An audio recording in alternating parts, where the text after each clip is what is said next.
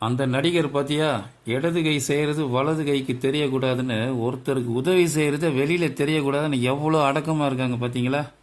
யோ, அதுக்கு அர்த்தம் அப்படி கிடையாதுயா. தர்மம் பண்ணுறது வெளியே தெரிஞ்சுன்னா 100 பேர் வீட்டு வாசலில் வந்து நிற்பான்.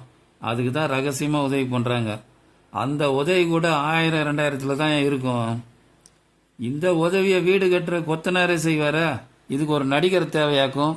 எல்லா நடிகர்கிட்ட இருந்தும் கால்வாசி பணம் எடுத்தாலே சென்னையே விலைக்கு வாங்கலாம். சென்னையெல்லாம் விலைக்கு வாங்குறது அப்புறம் இருக்கட்டும், பெரியவங்க பசியை பொறுத்துக்குவாங்க. ஆனால் குழந்தைங்க, அவங்களுக்கு தினம் 2 வேளை சோறு போட்டாலே போதும். இவனுங்க எச்ச கையாலே காக்கா ஓட்ட மாட்டானுங்க. இவனுங்களாவது சோறு போடுறதாவது ஆகும்னா கலை நிகழ்ச்சின்னு கூத்தடிக்க போயிடுவானுங்க. அப்படி சம்பாதிக்கிற பணத்தை என்னதான் பண்ணுவானுங்க யாருக்கு தெரியும்? அது கடவுளுக்கு தான் வெளிச்சம். அட, வெளி மாநிலத்தில் இருந்து சென்னைக்கு வந்த சீக்கியர்கள் கூட சென்னை டி நகரில் தினம் சோறு போடுறத நான் கேள்விப்பட்டேன்பா. இல்லாதப்பட்ட மக்களுக்கு தினம் வந்து மதிய நேரம் சோறு போடுறாங்க. இவங்கள அந்த மாதிரி செய்ய சொல்லி பார்ப்போம். அட, நான் முன்னாடியே சொன்னேனே, இவனுங்க எச்ச கையால் கூட காக்கா ஓட்ட மாட்டானுங்கன்னு. ஒரு நாளைக்கு 1000 ரூபாய்க்கு உழைக்கிறவங்கள பார்த்துருக்க, ஒரு நாளைக்கு 10 லட்சத்துக்கு உழைக்கிறவங்கள நீ பார்த்துருக்கியா?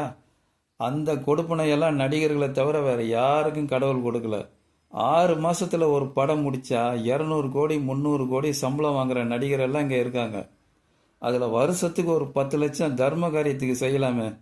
ஒரு ஏழை பெண்ணுக்கு கல்யாணம் பண்ணி வைக்கிறது, ஏழை நோயாளிக்கு ஆஸ்பத்திரி செலவு ஏத்துக்கிறது, நல்லா படிக்கிற மாணவர்களுக்கு கல்வி உதவித்தொகை செய்யறது, இதெல்லாம் செய்யலாமே. அதுக்கெல்லாம் மனசு வேணும்பா.